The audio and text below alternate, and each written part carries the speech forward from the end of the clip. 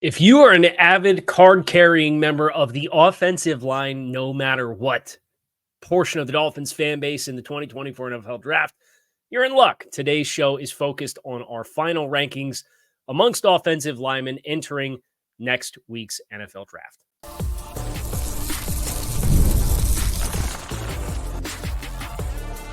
You are Locked On Dolphins, your daily Miami Dolphins podcast. Part of the Locked On Podcast Network, your team every day. All right, Miami, welcome to another episode of Locked On Dolphins. It is your team every day here on the Locked On Network. I'm your host, Kyle Krabs, a lifelong Miami Dolphins fan, host of Locked On Dolphins and co-host of Locked On NFL Scouting, also the author of Touchdown Miami over on Substack as well. I want to give a tip of the cap to our everydayers here on the Locked On Network, because it is your team every day. We don't just say it, we live it. And today's Dolphins is brought to you by Game Time. Download the Game Time app, create an account, and use code LOCKEDONNFL for $20 off your first purchase on last-minute tickets. The lowest price is guaranteed. We are focused on the offensive line. Yesterday was wide receiver day. It was going to be offensive line and wide receiver day, but then the Devonta Smith contract extension happened, and we turned our focus to the implications of Devonta Smith's contract extension with the Dolphins and Jalen Waddle. So you get a nice doubleheader yesterday to start your week off on a Monday. Today is the offensive line. We're doing both interior and offensive tackles and collectively looking at the group of offensive linemen that have been graded. I watched 31 NFL draft prospects amongst the offensive line in this year's class with the objective of finding who I thought the best and most attractive options were for Miami. And you tailor this specifically to the Dolphins scheme, what you expect they're going to run, what they have told us based on their tendencies and the points of emphasis that they tell you they're looking for and how to play up front.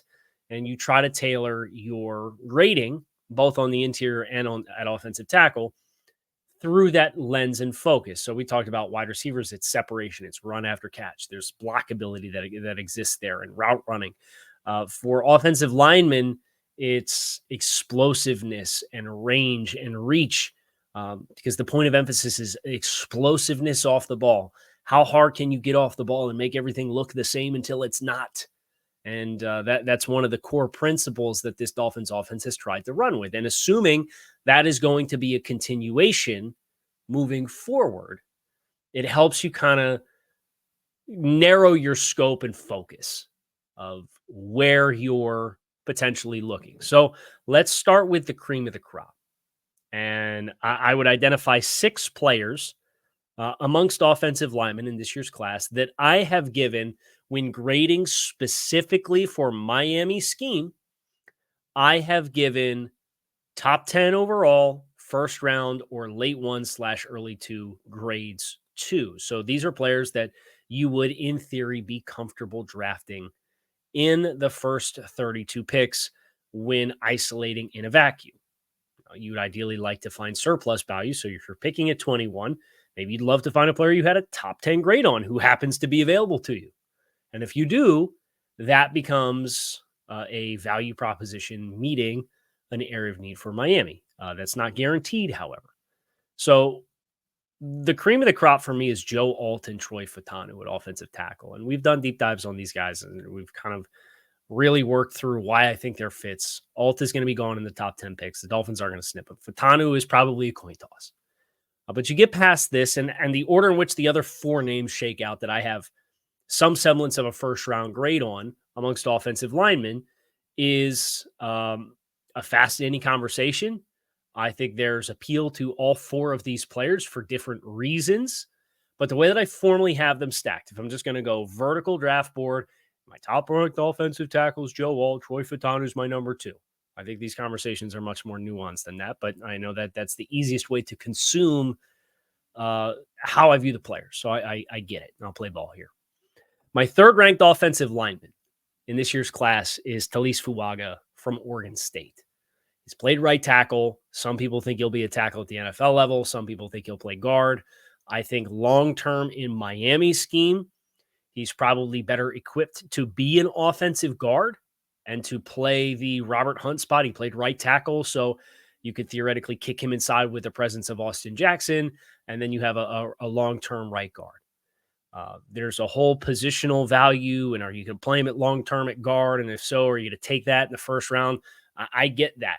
At the very least, he's capable of playing tackle because he's played it at Oregon State, and he played it at a pretty darn good level at Oregon State. Now, I don't think that's without questions, specifically at the next level, where I think if you play him inside and you give him some bumpers and you kind of close and allow him to play in a little bit more of a booth, now you're still going to have range, and he's got linear explosiveness to the nines, and he might be the meanest offensive lineman in this year's class. So you take all that and you say, okay, like that's the structure in which he works, where I think maybe his short area agility at times betrays him because of how eager he is to play this tone setting style. And because he is linearly explosive, kind of overruns some sets, kind of overruns and will allow a defensive player to cut back across his face, give up penetration. So I think there's some growing pains where if you play that at guard, you have more bumpers around you and it gives you a little bit more margin for error.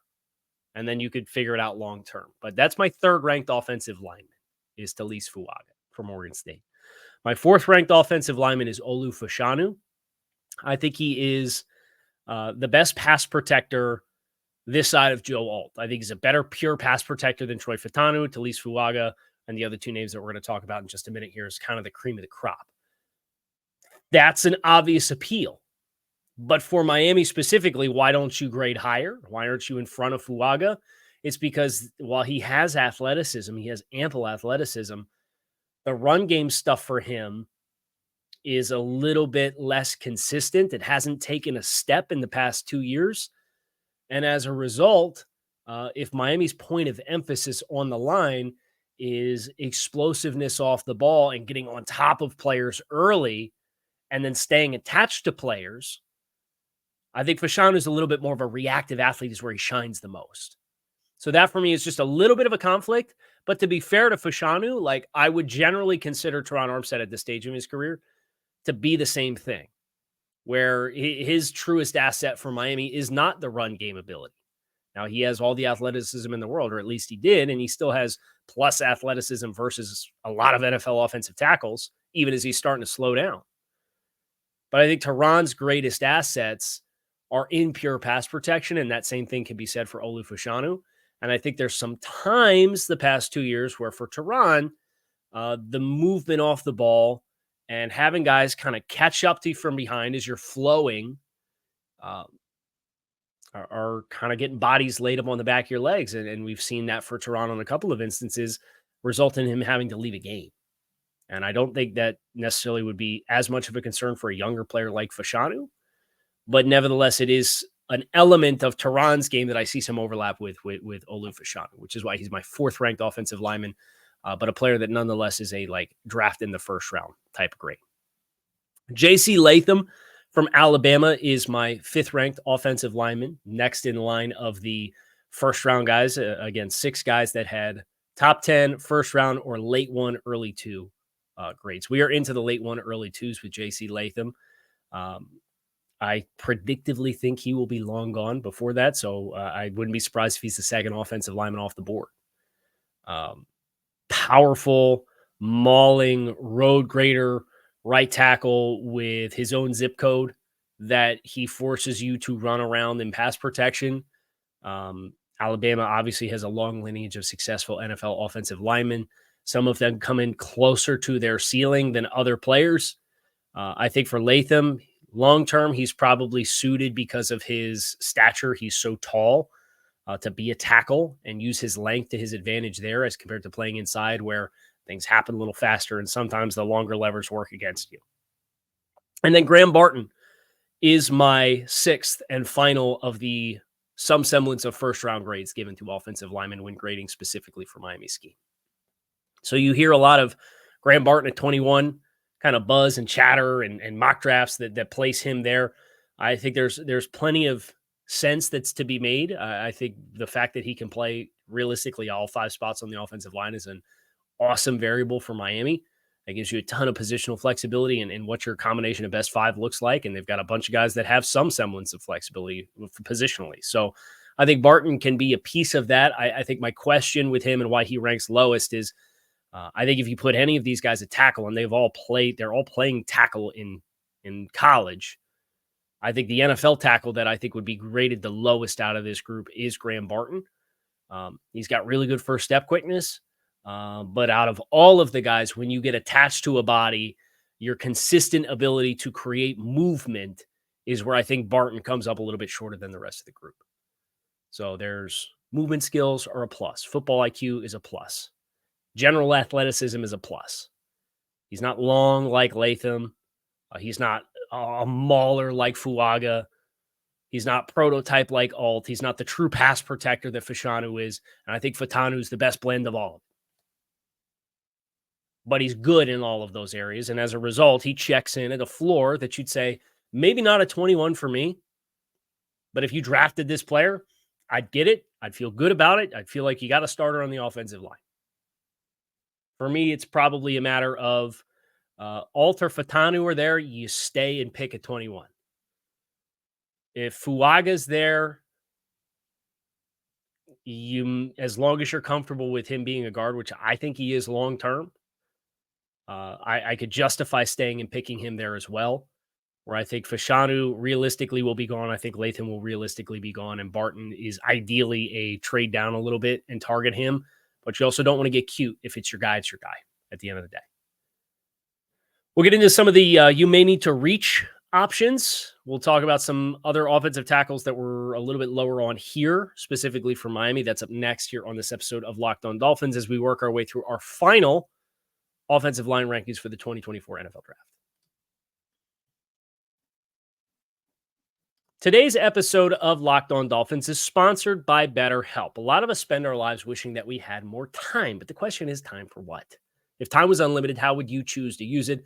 The best way to squeeze that special thing into your schedule is to know what is important to you and make it a priority. Therapy can help you find what matters most to you so you can do more of it. If you're thinking of starting therapy, give BetterHelp a try. It's entirely online. It's designed to be convenient, flexible, and suited to your schedule. Just fill out a brief questionnaire to get matched with a licensed therapist and switch therapists at any time for no additional charge.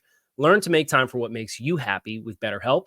Visit BetterHelp.com/lockedon today to get 10% off your first month. That's BetterHelp, HELP.com/lockedon. So I guess let's just put the names out there and then we'll go from there. I have 1, 2, 3, 4, 5, 6, 7. 7 offensive linemen graded as second round grades for Miami. The order in which these players are graded is Zach Frazier from West Virginia. He's a center. I think he could play guard. Amarius Mims, offensive tackle, Georgia. Jackson Powers Johnson, center/guard. Emphasis for me is at guard. From Oregon, Tyler Guyton, offensive tackle, Oklahoma. Offensive tackle, Jordan Morgan, Arizona. There is some speculation he is a guard at the next level. Christian Haynes, University of Connecticut. Cooper Beebe from Kansas State. That is the next 7. So that is in total between first and second round grades, 13 offensive linemen. Here's the good news for Miami. If you want one, you're going to have the opportunity to draft one. The question is getting it aligned on, do you take one at 21? Do you trade down a little bit and try and take the best available at that stage? Do you take something else because it's too good to pass up at 21? And then you're looking at 55 and hoping one of them slides to you there. But if not, then you're going to be left with nothing. Would you have to trade up from 55? And what would that cost? Very messy conversation, right? And that's why we love the draft, is the multiverse of outcomes. You have millions of iterations between all the positions and all the players combined. I'm not going to sit here and do the Doctor Strange thing where I go through all 15,007,301 or whatever it was outcomes to find the perfect one for Miami. But nevertheless, it is a challenging proposition to sit down and look at all of this. And I will say the well for me dries up. I did 31 guys. 13 have 1s and 2s. I've got 1, 2, 3, both interior and exterior, that have third round grades. So this well dries up quickly, not like Miami has a pick in the third round as things currently stand anyway. But the point being, don't get left behind. If you are dead set on adding an offensive lineman, you'd probably be better served proactively finding a guy and taking them as compared to hoping one slides all the way to 55, not being willing to go up and get one, because then you might be left up you-know-what creek without a paddle. As far as the guys, Frazier, I think, is a really good fit for these zone schemes with his wrestling. He's a former high school wrestler. The wrestling background really shows up in a big way, a little bit more consistent with his snaps. He's still over 310 pounds, so there's a power element that does exist there. He's a little bit more short-term range than some of the other interior offensive linemen that we're going to be talking about. As a center, he's really good in the A-gaps and being able to find space to work around guys, I think is what really pops for him. So that's Zach Frazier, who I think could play guard, could play center. He's probably going to have to play guard if you're talking about Aaron Brewer, who I have graded for Miami, and he checks in just above Zach Frazier. So that's the third dimensional portion of this conversation. Is it an upgrade over what you have? I think Frazier would be an upgrade at guard, but I do have Brewer graded marginally higher in this scheme, specifically going into 2024 as a. Now, I do have Amarius Mims, the offensive tackle from Georgia, as the next player up. Raw power, but this is another like 6'7" offensive tackle where I think he's tackle exclusive. And that kind of gets you into the conversation of, do you want to play that player at guard year one, especially a player like Mims, who has 8 career starts along the offensive line at Georgia, has had some kind of lingering lower body injuries throughout the course of the past 2 years, but this was supposed to be the year for him that he took the big leap, and he had an ankle injury. So that's why he grades lower. Just from a talent perspective, Mims is one of the most physically talented tackles in the class. I would put him up there with Fuaga and Fautanu from a physical ability perspective. But the lack of volume for plays and snaps and volume of starts and experience terrifies me. So that's why for me, he is a little bit lower. He's one of the big wild cards of the first round. I think predictably he does end up going somewhere in that first round. But where is the big mystery? Jackson Powers Johnson next in line for me. Obviously won the Remington Trophy Award. I know some people take some exception to me saying I don't think he's a particularly good center. When he won the Remington, which is for the nation's top center, it's the snaps. For me, the snaps are the big issue. I think he has good, not elite range from a horizontal flow perspective and from a range perspective. He gets outside the numbers. He takes really good angles. He kind of tempos and cadences blocking in the open field at a very high level. He's one of the better open field blockers in the class at 330 pounds. I think he'd be a plug-and-play starter for you at guard. The question is, does he make it to 55? It sounds like from a league perception and then from the way that I graded him as a player, drafting him at 21 is probably not appropriate value. So you either got to move down a little bit, you got to be proactive to either find a way to get him by proactively drafting him or being proactive in getting a position to draft him with your second pick by probably having to go up and get him is kind of the conversation there. The Dolphins bringing in Tyler Guyton from Oklahoma. This is another tall, long offensive lineman. And for interior players, that's the big mystery is how comfortable are you with these 6'6+ guys playing inside at guard, particularly young guys? And I don't have the answer, but that's kind of why you're hearing Tyler Guyton, who maybe is an end of first round offensive tackle. Why I have a second round grade on him is you are taking into account not just the year one, or not just the long-term outlook, but the year one impact for him as a team that you in a competitive window where you want immediate contributors. Ceiling versus floor, I'm a little bit going to skew closer to the floor in guys that like you're trying to find the tiebreaker to determine where they're at. Jordan Morgan, Christian Haynes, and Cooper Beebe are the other three. I think these guys for Miami are all guards long-term. Haynes is my favorite one, but I do think he's probably the least consistent pass protector out of this group. Morgan and Beebe have played tackle at the NFL or at the college level, whereas Haynes has been a guard at Connecticut. He's the best run blocker in my mind. I think from an outside zone perspective, getting up on the second level, blocking in space, I think he's better than both Morgan and Beebe. But from a pass protection standpoint, I think the floor is a little lower in pass pro. So you do have to balance that and reconcile that out. But if your offensive focus is we want everything to look the same until it's not, which means we're going to be explosive off the ball, that's how a player who maybe doesn't have ideal pass protection ends up grading as a second round pick and a viable option for you. But again, does he make it to 55? I feel like BB will be there. BB might be the only one I have any confidence will be there at 55. And BB, from an athletic skill set perspective, is probably the least applicable fit for the Dolphins. But there's a high floor. He is a phone booth blocker who kicks butt and knocks guys on their rear end, just like Jackson Powers Johnson does. But BB's not quite as impactful in space as Powers Johnson is. So that's the conflict that I have with Cooper Beebe. That is the top 13. 14? Kyle does math. 13 guys. First and second round grades. Alt, Fautanu, Fuaga, Fautanu, Latham, Barton are top 10, first round, early or late 1, early 2.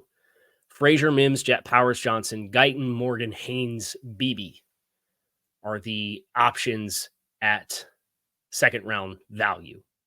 Now, I have a couple of third round grades that would be you'd have to proactively have to reach, and then some options that I like on day 3, provided Miami is able to move and shake up the board or down the board as they need to be able to assemble the picks to have picks in that range.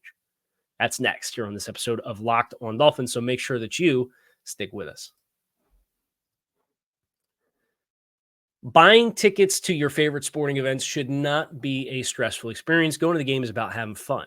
And Game Time is here to help. Game Time now, an authorized ticket marketplace for Major League Baseball, which means getting tickets are even faster and easier than before. Prices on the Game Time app actually go down the closer you get to first pitch. And with killer last-minute deals, all-in prices, view from your seat, and the lowest price guarantee, Game Time takes the guesswork out of buying MLB tickets and tickets to all of your favorite venues. You can save up to 60% by buying last minute for sports, concerts, comedy, theater, and more. And with all-in prices, you could toggle this feature to show your total up front, so there's no surprises when you put those tickets into your cart and go to check out. And the lowest price guarantee with Game Time means you will get a credit of 110% of the difference if you find lower tickets in the same section and price. Take the guesswork out of buying tickets with Game Time. Download the Game Time app, create an account, and use code LOCKEDONNFL for $20 off your first purchase. Terms do apply. Again, create an account and redeem code LOCKEDONNFL, LOCKEDONNFL for $20 off. Download Game Time today for last-minute tickets with the lowest prices guaranteed. So the rest of the rankings do get a little bumpy. There's 18 names we haven't revealed. I will read through them now, and then we can talk about ones that stand out to me. 4 in the third round, and I will give these guys kind of their respective time in the sun. Zach Zinter, guard from Michigan. He's coming off a leg break at the end of last season, so there's a medical question here to really reconcile. Roger Rosengarten, the other offensive tackle from Washington, plays right tackle. Not as dynamic as Fautanu, not as violent as Fautanu, but smooth, certainly built like an offensive tackle. I think there's just kind of a ceiling versus floor question there, where I think the floor is fairly high, but I don't think he has the dynamic ability in his game to give him the high ceiling on some of the other names that we have as well. And then 2 offensive tackles, Kingsley Suamaiara from BYU and Patrick Paul from Houston, are the final 2 third-round grades that I have given out. So that gives you in total in the top 100, day 1 and day 2 players, 17 offensive linemen at your disposal. That, with another, 18 wide receivers, is almost half the first round or half the first 2 days of the draft. You could fill with just offensive linemen and wide receivers. So that doesn't get into edge players or corners or quarterbacks where you're going to get a healthy chunk there. You're probably going to get 6 or 7 day 1 and day 2 quarterbacks. So the math's going to be in your favor. Players are going to slide as a result. The question is who. We've worked our way through the early guys. Suamaiara from BYU is super physically gifted. I think he's a little bit more of a linear athlete. I think some of the same question that I have with Taliese Fuaga exists, but Suamaiara is not quite the same violent run blocker that Taliese Fuaga is, but the same question as far as mirror skills and preventing guys from cutting back underneath of you and giving up some penetration because you're caught leaning a little bit too much is applicable there as well. And then Patrick Paul is just all physical gifts, like 6'7", 35-inch arms, like super long. But piecing it all together is a little bit too much Austin Jackson E, and long-term, not a science experiment I would be particularly interested in undertaking if I were the Dolphins. You kind of get to day 3, and I do think the 4th round has some healthy options. I have 8 guys that have 4th round grades. Kieran Amagajde from Yale. Mike McDaniel, also from Yale. So I think there's something here to be mindful of. From a physical tools perspective, this is probably a top 100 player, but he had a season-ending leg injury and doesn't have any athletic testing. He didn't really play a lot this year, but physically dominated at the Ivy League level, which is hard to ignore. He had some really dominant tape and looked the part of an NFL player despite playing at that level from a technique perspective. I think there's just a level of competition jump there that maybe makes you a little bit uncomfortable. Mason McCormick from South Dakota State is an interior player exclusively. I don't think he necessarily plays with the same athleticism that he tested with. So there's a functional athleticism application there that I have some questions with. And I do think he's a little bit more of a consistent gap scheme player as compared to a zone scheme player, where vertical displacement's a little bit more of the name of his game as compared to lateral flow and staying engaged with blockers. Hunter Norzad from Penn State played center there. I think that's a guard player for Miami specifically. There's an over-eagerness about his game where he gets out over top of himself and overextends sometimes, and that gets him into trouble. Brandon Coleman from TCU has played some tackle, has played some guard. I think he's exclusively a guard, but he's another phone booth type player. Dominic Pooney from Kansas. That was an offense that asked you to play out in space a little bit, and he played tackle while he was in space. And I think from a pass protection standpoint, it showcased some limitations. And I think there was a consistency in getting attached in space for Pooney. But when it clicked and when he got on guys, the physical ability is obviously there. Bo Limmers, Arkansas center, excuse me.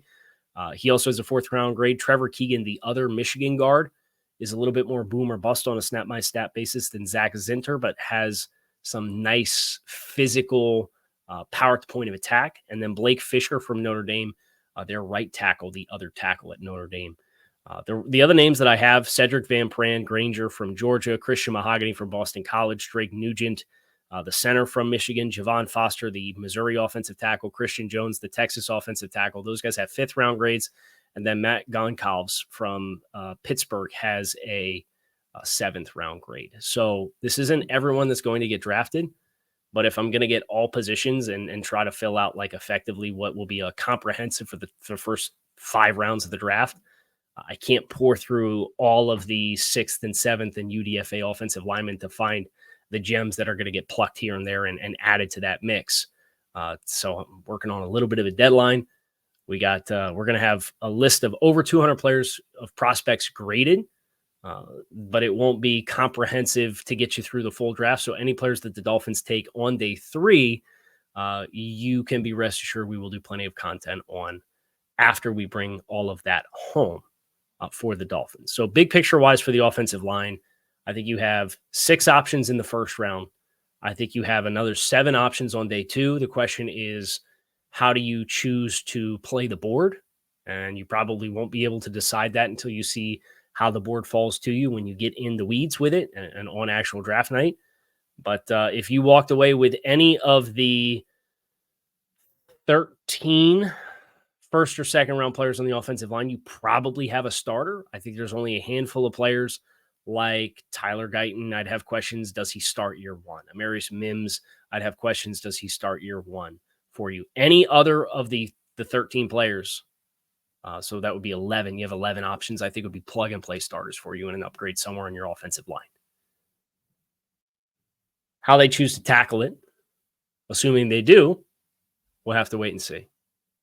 But that's going to do it for our offensive line rankings here on this episode of Locked on Dolphins. It is your team every day. I appreciate you guys for checking out the show. You can find us on YouTube or wherever you listen to your favorite podcast. We will be back again soon with another episode, so we hope to see you then. Fins up.